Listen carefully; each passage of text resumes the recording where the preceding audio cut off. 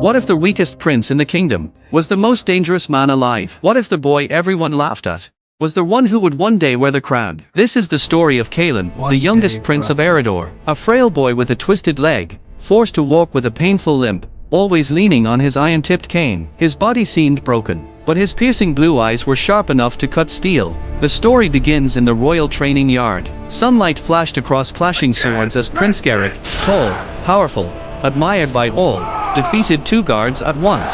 The crowd cheered. The king, Theron, watched proudly from above. The second son, Liam, observed with quiet approval, and in the shadows beneath a stone archway stood Kaelen, thin, silent, watching. His twisted leg dragged slightly as he shifted his weight. His cane tapped softly against the ground. Garrick noticed him first. He mocked him. The guards laughed. Liam smirked. Even the king sighed and told Kaelen to return inside, as if the training yard were no place for someone so fragile.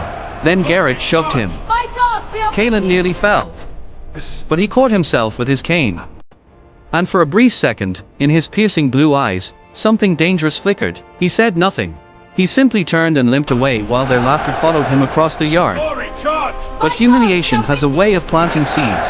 That night, inside his chambers, the truth about Kaelen was revealed. His room was filled not with luxuries, but with maps, military strategies, markings of guard rotations, notes on supply routes. Kaelen moved carefully without his cane, gripping furniture to steady his twisted leg. Every step hurt, but his blue eyes were alive with calculation.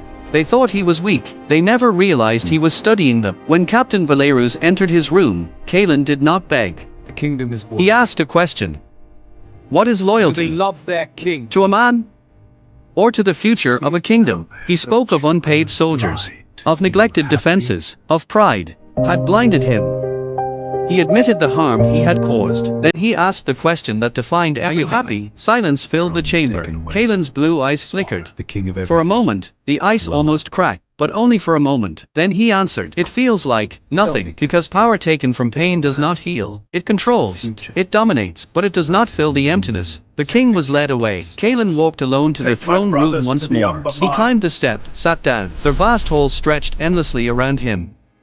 He had proven them wrong. He had taken everything. He was the most powerful man in Eredor, and he had never been more alone. The broken boy became king, but in claiming the crown, he lost the one thing he truly wanted, to be seen. And as his piercing blue eyes stared into the empty hall, it became clear. The throne was never his victory. It was his prison. If this story made you think, if it made you question power, revenge, or forgiveness, subscribe for more stories like this. Because sometimes the quietest person in the room is the one rewriting the ending. And sometimes, winning costs everything.